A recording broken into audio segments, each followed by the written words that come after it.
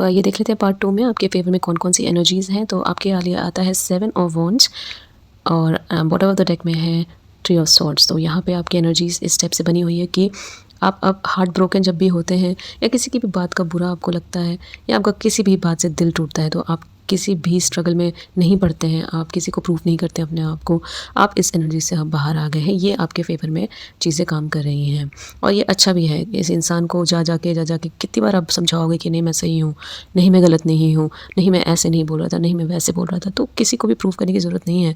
और अगर आप ऐसी एनर्जीज़ में नहीं हैं तो डिवाइन कह रहे हैं कि आप प्लीज़ जल्द से जल्द ऐसे बन जाइए। आप थोड़ा सा इमोशनल हैं और आप सच्चे हैं, इसीलिए आपको तकलीफ़ों का सामना करना पड़ता है। लोग परिवार में ही रहते हुए लोग नहीं समझते हैं हमको, तो किसी को समझाने की ज़रूरत नहीं है। आप अपने मूड में रहिए बिंदास। अब हमें नेक्स्ट जानना है कि आपके अगेंस्ट में कौन कौन सी एनर्जीज़ वर्क कर रही हैं। ये बहुत ज़्यादा ज़रूरी है। क्या आपके अगेंस्ट काम कर रहा है, देख लेते हैं।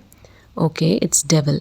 तो डेविल कार्ड है, बहुत नेगेटिव, कुछ एडिक्शन है आपके अंदर। और बॉटम ऑफ द डेक में आया है हाई प्रिस्टेस। तो कुछ एनर्जीज़ हो सकती हैं जो आपको प्रिस्टेस की एनर्जी में नहीं देखना चाहती। जैसा मैं व्यू कर पा रही हूँ कि कुछ एनर्जीज़ हैं जो डार्क एनर्जीज़ हैं, जो बार बार आपको अपने थ्रोन से नीचे गिराने की कोशिश कर रही हैं। आपको जो भी आपके अंदर सच्चाई है, प्योरिटी है, उससे नीचे गिराने की कोशिश करिए। आप ऐसा कुछ काम करो कि आप उस सत्य में ना बैठ पाओ जिस सत्य में आप चल रहे हो, आपकी बदनामी हो। दूसरा पहलू अगर देखें तो ये है कि आप अपने एडिक्शन से बाहर नहीं निकल पा रहे। हो सकता है किसी के अंदर कुछ एडिक्शन हो, कोई नेगेटिव इमोशन हो जो नहीं निकाल पा रहे हैं आप। आपको समझना पड़ेगा कि आपके अंदर बहुत ज़्यादा ताकत है, इंटरनल पावर जिसे कहते हैं, और इसे बरकरार रखने के लिए आपको कुछ अपने हिडन इमोशंस हैं, हिडन नेगेटिविटीज़ हैं जो अंदर आपको हर समय कचोटती रहती। हो सकता है पास्ट के बारे में बहुत सारा सोचते हो, आप बंधे हुए हो इन सब चीज़ों से, लेकिन इन एडिक्शन से, इन सोच से, नेगेटिव विचारों से आप छूट सकते हो। ठीक है, क्या होता है ना, हम बहुत ज़्यादा होल्ड कर लेते हैं अपने आप को चीज़ों में, हम छोड़ नहीं पाते। तो भगवान आपसे कह रहे हैं कि इन सब चीज़ों को छोड़ दो। फाइन। अब लास्ट हम देखेंगे कि इन सभी चीज़ों का आउटकम क्या है।